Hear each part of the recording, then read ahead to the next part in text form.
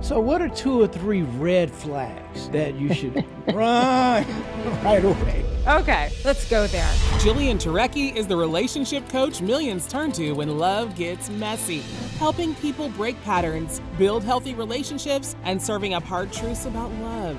You could have dated people who were disproportionately the bigger problem. From swipes to second chances, she breaks down the realities of modern dating with humor and heart. What are the trends that give you hope, and what are the trends that worry you? More and more people are wanting to... With her longtime friend and yoga guru, Nikki Costello, they dive into what makes love work and how Jillian turned her own heartbreak into healing. I entered a pretty severe dark night of the soul, and I became obsessed with what makes a relationship work. Join hosts Martin Luther King III, Arndrea Waters King, Marc Kielburger, and Craig Kielburger for an unfiltered conversation about real connection, the courage to open your heart, and the everyday choices that build or break our relationships. This is like a whole episode of Sex and the City. There are some people who you can build a life with, and there are some people who you should just... Welcome to My Legacy. Today's guest is Jillian Turecki, a relationship expert and coach, a New York Times bestselling author, and an advisor on the Bumble dating app. Jillian, we're so glad to have you with us here today. And of course, on My Legacy, we always ask our guests to bring with us someone who knows them well on a deep personal level, someone who's been with them on their journey. Would you mind introducing your plus one today? I absolutely will. First of all, thank you so much for having me. I'm honored to be here.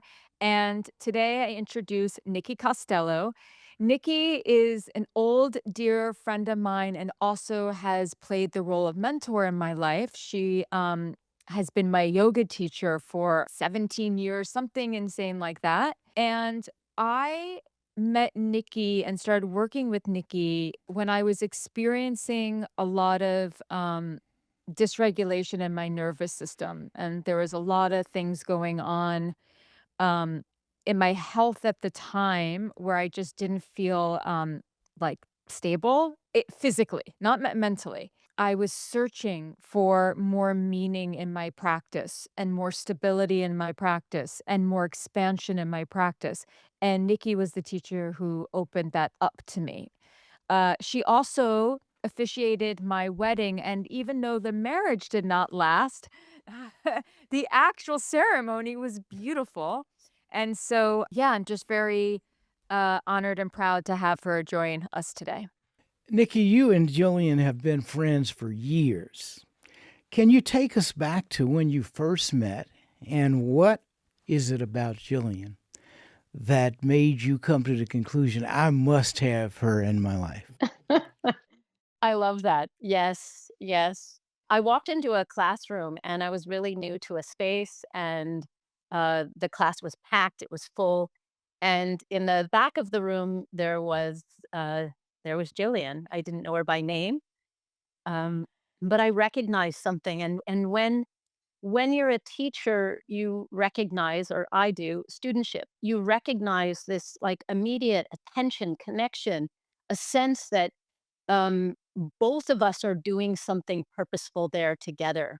She liked this particular place in the classroom, and it was always a perspective where she could see me clearly and everyone else as well.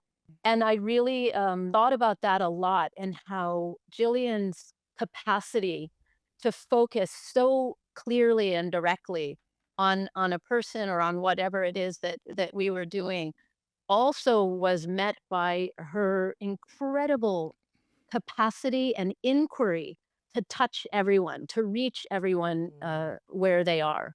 So this is the kind of friend you always want in your life, one who listens and one who also serves, one who gives of themselves so fully. So where in the classroom was that? Where is that spot? Yes. Yeah, how do we get to that spot? Back of the classroom? Was it to the side? I was the back, wasn't it, Nikki? Yeah, I just went to the back row. Yeah. So this is why I love the show. You get like, who would have ever known that other than Nikki with that one perspective that you bring? Now, Jillian, you've mentioned expansion a few times, and that is a word that really resonates with me. I know that you said one of your biggest wake-up calls was the day that your husband called to tell you that he wanted to break up was the exact same day that you suffered a miscarriage. And your mother happened to be dying of terminal cancer. What did you learn about yourself that day that has carried you through? Yeah, I often refer to that day as the day I died because then there was just like a rebirth that happened. And I remember having this thought, oh, this is what it feels like when your life completely falls apart. I'm like, this is what it is. And I entered a pretty severe dark night of the soul. And, you know, it was people like Nikki who's sitting here just having her presence as a teacher and as a friend, having my yoga practice. These are the things that really contributed to me holding it all together. I was on a path that was not the right path. And so I think that when we experience such a catastrophic moment in our life, we search for meaning and we want to understand, why this is all happening. And we want to figure out how to survive it. We just want to feel better. And so that's what I did. I searched for meaning in it and I searched for how to feel better. And I became obsessed with, well, what makes a relationship work? Because I was consumed by the reality that I was in this position where I would be, left at 40 and what does that mean? And I'm going to get a divorce. And I just couldn't believe it.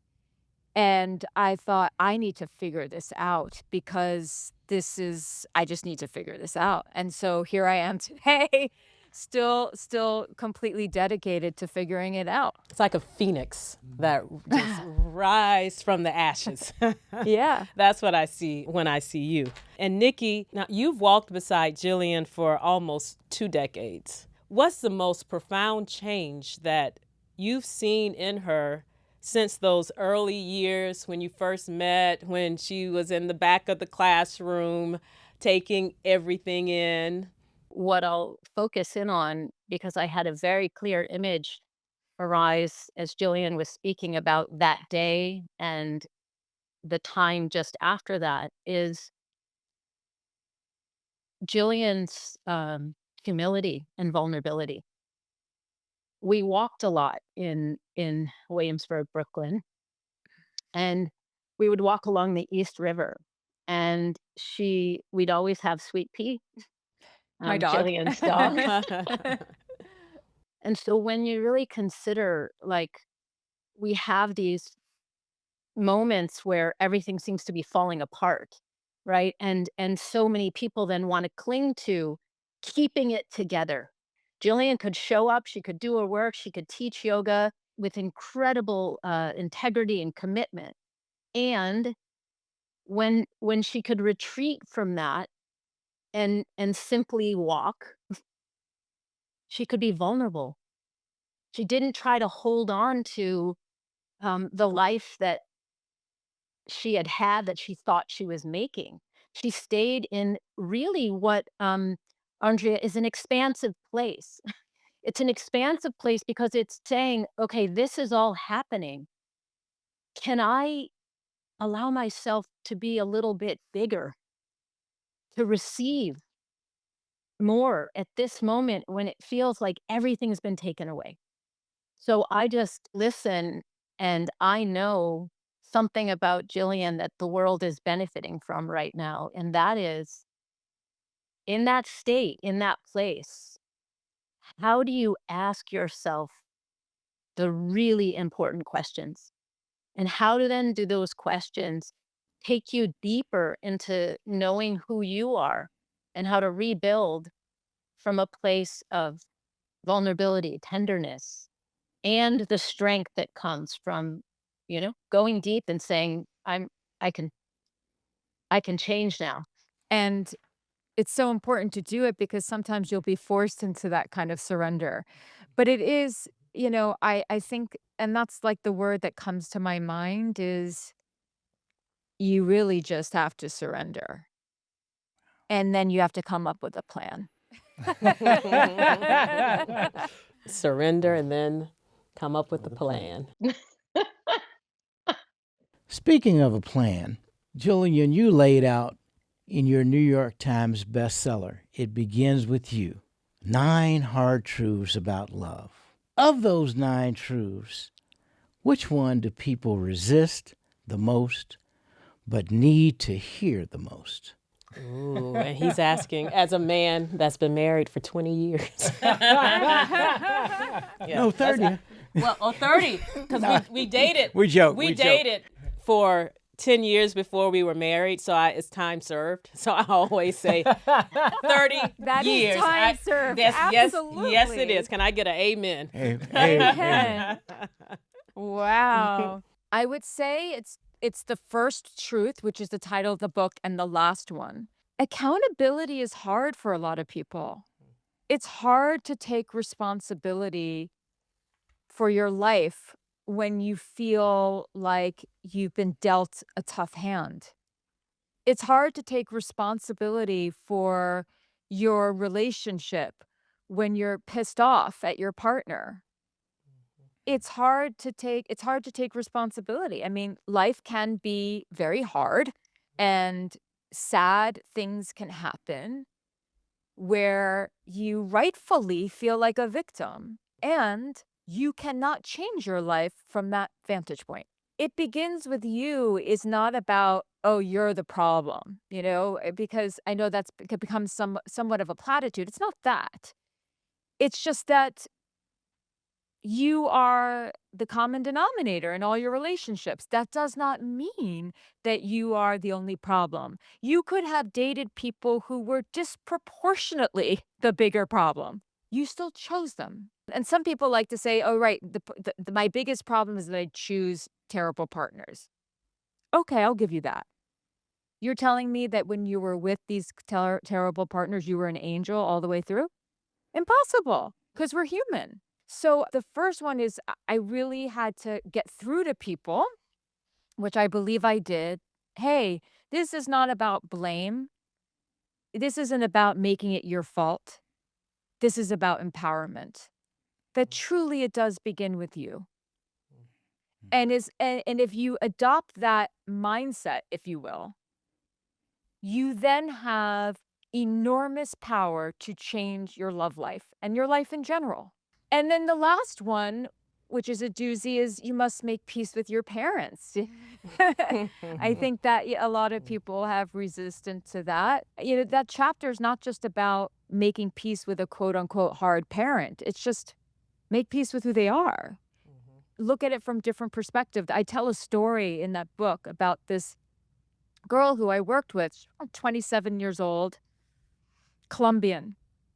And she was raised by her single Colombian mom, and they came to this country. And when they did, this woman, she had barely any money. They escaped an abusive father, and it was just her and her daughter. And this woman started cleaning people's homes and built a multi-million-dollar company over 12 years. But when you think about what a woman has to go through in order to become that, she's got to become tough. And so she taught her daughter, be tough and be strong. And girls don't cry, which is nuts because usually it's boys that get that messaging. Boys aren't supposed to cry. So she and her mother's intention, she was very close with her mom, by the way, and her mom ended up passing from cancer. And she had come to me in her grief and had come to me trying to figure out why I was never working with men. And she had, not surprisingly, this girl had an amazing career. I mean, her mom taught her how to take care of herself, how to not take no for an answer, how to be strong. And it has served her so well in her life, just not in her love life. Yes. And it's because she really internalized this idea that she could never be vulnerable. And so making peace with her mom who passed, who she loved and was well taken care of by her, was just understanding what her mom really, really wanted for her, and not to have that story replaying in her head that she can't be vulnerable. And I love the fact too of that this is when you really think about that it really is empowering Yes. to start. And it's interesting, you start with, which is kind of the opposite. Most is like kind of start with your parents and end with you. But it's so interesting, like, you start with you. And then ultimately, I think going along the steps, you have the capacity then to look at your parents and that relationship with the more beautiful and holistic view. If I can shift gears actually, though, for a little bit. Jillian, you recently became a relationship expert and product advisor for Bumble. Of course, one of the largest dating apps in the world. Yes. So I'm a data geek. And I got to say that one of the coolest things about this role is I imagine you get to see a lot of the inside data on a meta level of what that actually looks like. So when Yes. you are looking at all of that data, what are the trends that give you hope? And what are the trends that worry you? The data that gives me hope is that there are people who, more and more people are wanting to build healthier relationships. And because of that, they are more willing to have conversations and share how their past experiences has shaped them today. And more people are having insight into what doesn't really work for them in a relationship. So then they can more easily vet people, honestly. It's like, okay, now I understand that actually it's not just how I think you look and how you think I look, like, do our values align? And so what I'm seeing is that there's a movement towards really getting people to understand what their values are and to share that to get better matches. So that, I think, is very positive data. I think that the troubling data is what has always been there in just dating apps and dating culture in general, is that technology and the swiping just makes it so that we're treating people like they're incredibly disposable. Then there's just all technology runs like on an algorithm, right? And it's very, very complex. I can't even begin to wrap my head around it. But sometimes you won't be getting the right matches because the algorithm has somehow shifted. It's like the same thing on social media. Some people, your followers won't be seeing some of your content because there's an algorithm shift. So in that way, that's something that's a hurdle that I think is continuously there for us to have to overcome when it comes to technology in general and better at matching and dating. And then, another positive piece of data is that I think that some places, I know Bumble is for sure, really committed to safety for women. Because let's face it, if you're on a dating app, you're interacting with strangers, and women always have to be very careful about that. Because people will say, oh, technology has ruined us, or dating apps has ruined dating. And then I often wonder, has it, or has it just exposed us? Is it dating apps that has created so many emotionally unavailable people, or is it just exposing it because we're seeing it more? Back in the day, speaking of community, people were much more engaged in community in our society. So they would go more to, they would join that bowling league. They would go to the church. They would go to the synagogue. They would go to the mosque. They would do these things. And oftentimes we would meet through community or a friend of a friend. Now you're meeting people and they truly are complete strangers, so there's no accountability. And that's where things have gotten very complicated. But it's never been easy to find love.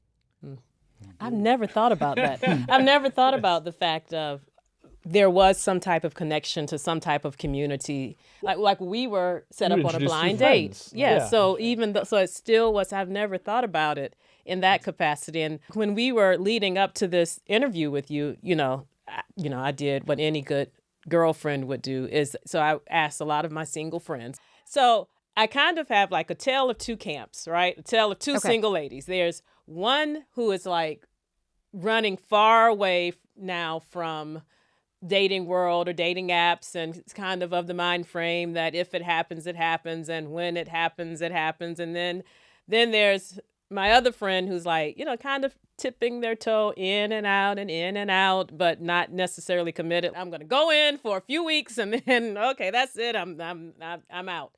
Is there a strategy, if you will, that Yes. you have found that you would offer to my single wonderful friends? So you can always take the route like friend A, Mm-hmm. who is like, I'm just going to live my life. Mm-hmm. And I'm going to trust that when the timing is right, I will meet this person and let it happen organically. And I think I think when you like your life and you don't feel lonely and you don't have a clock ticking when it comes to your fertility and you want to have children, then I think that's a great option. What I think is equally a great option is if you want a relationship, you gotta go get it. And that means you cannot let anything stand in the way. Go on lots of dates, Mm-hmm. keep prepare to be disappointed on most of them, Mm-hmm. and get really good at vetting people, really good. Practice your social skills because most people have very weak social skills. And treat it like a job that you're going to meet someone. But that doesn't mean that you burn yourself out or exhaust. You still have to live your life, but you just have to be determined. Oh, I love that. When you're in between and you're kind of tipping your toes, I've got nothing but empathy for that. I get it. Chances are you're not going to meet someone in that state. Jillian, what is your hottest take, pun very much intended, on the role chemistry plays when searching for love? It plays a huge role. It's very, very, very important. And it's incredibly unreliable. And it's not enough. Not enough. So there's lots of different ways to look at it. So first of all, there's various levels to chemistry. The obvious, which is the physical sexual attraction. Then there's emotional chemistry. You feel like a great spiritual connection. There's intellectual chemistry. You have great conversations where you feel inspired. You have playful chemistry, like you have like a good friendship. So there's various levels to chemistry, and I think they're all important, if I'm being honest. Sometimes we mistake there's no spark yet. In other words, sometimes like feeling an immediate spark of chemistry does not mean anything. In fact, oftentimes when we do, it's for some people, because it's familiar, they remind you of mom or dad, and it's not necessarily a good thing. For some people, it's the person looks exactly like the archetype in your mind of what you consider to be beautiful or handsome. If someone really truly figures out the nuance and what chemistry is and why it happens, they will win the Nobel Peace Prize. Because in many ways, it truly is a mystery. And there's lots of different theories, and all the theories are sound, but no one can really point their finger on it, except for the fact that you could feel immediate chemistry with the person who's going to abuse you. You can feel immediate chemistry with someone. And what people don't understand is that there are some people who you can build a life with, and there are some people who you should just have a night with. In the beginning, when we are flooded with hormones and we are flooded with lust, and because everything in the beginning is novelty and adventure and the unknown and a promise and hope. And when we are flooded with novelty, adventure, and hope, our systems are flooded with aliveness. And in that aliveness, we feel so much chemistry with someone. But staying in love is a skill. And you have to work on those things. You have to bring aliveness to the relationship. You can't just be passive, because in the beginning you can be totally passive because your hormones are doing it all for you and the newness of it is doing it all for you. To be a good partner and to build a good relationship, it begins with you, and you have to bring that energy to a relationship. You just have to. That's so true. But the thing is, what happens is that, as you know, in a relationship, when we're really close with someone, we're really comfortable, we start to treat them like family.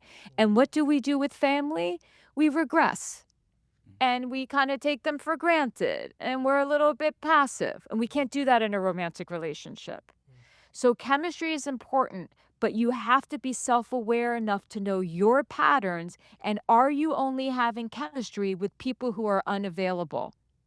Are you only having chemistry with people who treat you like crap? Or are you able to value other things in a person? And sometimes chemistry can grow. I think for men, it's more instantaneous. But for women, it's different, because as a woman starts to feel safe with someone, as she starts to feel seen and heard, that's when she starts to open up more. You kind of alluded to some of this, but so what are 2 or 3 red flags that you should run right away? Okay. Let's go there. When someone is, all they're doing is bad-mouthing their ex and their family, which, by the way, is different than sharing a very difficult experience you had with someone. But talk about a victim who never takes responsibility. It's always everyone else's fault. I had a client once, and her picker, meaning like her internal compass of who she chose, was just broken. And she started to date this guy, and he had the crazy ex. And she was going on, and he convinced her on and on and on and on and on about how emotionally unstable his ex is. But he was married to her for 10 years, so what does that say about him? And actually, what turned out is that he was incredibly emotionally unstable. And the two of them were creating an incredibly emotionally unstable relationship. So that's red flag number 1. Another one is someone who's just not investing their time in you. They're not really trying to get to know you. They may want to sleep with you, or they may want to have a fun time with you. But if you want a relationship and someone is not actually asking you questions about your life, asking you about, there's no curiosity there to really get under the hood of a car and understand who you are, huge red flag. And that's different than a first date when someone might be very nervous. Because a lot of times people are nervous, especially men who I've worked with. They're very, very nervous and self-conscious on a first date. And what men tend to do is then just talk about themselves and not ask any questions. And oftentimes it's just coming from an insecurity. This is like, you've had a few dates and it's just not progressing. And you feel like the person's not asking you any questions. And so that's a red flag. And then a third red flag, you have to tune into your body and check in and just ask yourself, how do I feel when I'm with this person? Do I feel comfortable? Do I feel at ease? Do I feel like I can express an opinion safely? Do I feel like I can be myself with this person? If the answer to any of those questions is no, that's your internal alarm system going off, trying to get your attention. So way back in the 1900s, during our first date, were you nervous? Do you remember? I'm always nervous. I still make you nervous sometime now. Oh, yeah. Keeps me on my toes. Good. So, Nikki, let me ask you a question. You've taught people for decades about the importance of the mind-body connection. If you could teach everyone one thing from yoga that would help their relationship, what would that be? Trusting oneself. Mm-hmm. When one is engaged in practice, it's a yoga practice, a meditation practice, and has a connection to their spirit, like really their heart. In that state of connection, there's such trust. There's such a sense of being, I am with myself. I'm good. And many of us practice for a long time to be able to fully not only embrace that, but trust the truth of that feeling in our own hearts. We find many ways to escape that, or we have doubts, or we have confusion in all our relationships and aspects of our life. When you're sitting with yourself and you're like, I'm good. Like I trust myself. Then a spiritual practice has come to fruition. Mm. Mm. I love how Wow. that connects back to Jillian's, like the first principle, or that it starts with you. I love that how that connects back full circle too. Like so you can come to a point of I'm good, like, no matter what. I am good, and I can trust myself. And trust. Yes, yes. I'm gonna jump single ladies. Let's do it. All Let's the do single it. ladies. Oh, let's do it. Because there are more single women today in their 30s, 40s, and 50s than ever before. So I know, Jillian, that you talk about women not betraying themselves in relationships. What are some of the most harmful patterns? I think we've talked about some of them with the red flags, but is there anyone that we didn't go over that keep women from finding the love that they truly deserve? Let's give it to the single ladies. Okay, so one habit that women have that isn't serving them is men tend to jump into relationships after a breakup too quickly without enough self-reflection. Women tend to stay single too long and stay hurt too long and stay afraid too long. And part of that is biology. Part of that is just the need for a woman to feel safe, that it's just not the same for a man. Disproportionately more women than men come to me and saying, it's been 2 years, it's been 3 years, I'm still like hung up on my ex. And I would love women to just reflect, like, are you holding on to a story here? Like, are you not letting yourself move forward? Related to that is women overall tend to value love and connection. Men value it too, but women tend to put that above everything else. And also there's so much societal pressure that tells a woman that her worth is really through her relationship or whether or not she's in a relationship. I like to empower women to understand that, yes, value love and connection, and I'm all for you being in a relationship. But there's so many women who value the love of another more than they value learning how to love themselves. That's profound. And of course, there's men out there who experience that too, but it's way more, you see that way more in women. This desire to be chosen, when really the woman should be the chooser. Yes. And so then she betrays herself because she will do anything to get chosen. And she's focusing, and this is something I see with both genders, focusing too much on like the status of a person or how a person looks or the status of the man or how that woman looks, and not enough on character. But really the main thing is, are you craving love so much that you are forgetting to love yourself in that pursuit of a relationship? And can you learn how to value your freedom as much as you do love and connection? And then let's just see if then you can develop more of yourself outside of a relationship so you can be a chooser rather than someone who's just pathetically waiting. And I say that with love, and not with judgment, but just waiting to be chosen. Other red flags is you have to know when someone's not into you.